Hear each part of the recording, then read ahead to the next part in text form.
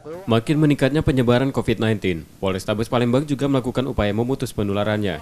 Salah satunya di lingkungan kantor Polrestabes, dengan memperketat akses masuk dan pelayanan menjadi satu pintu dengan menutup pintu lain.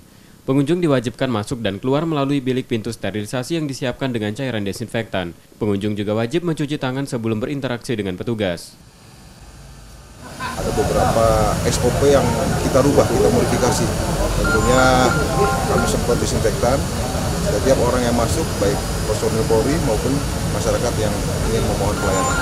Kemudian juga ada pembatasan area tertentu, sehingga orang yang sudah dilakukan steril, ya di dalam areanya tersebut. Di dalam pelayanan tersebut juga ada sterilisasi lagi. Jadi sudah kita buat satu macam koridor pembatasan, dan mereka harus keluar masuk melalui disinfektan.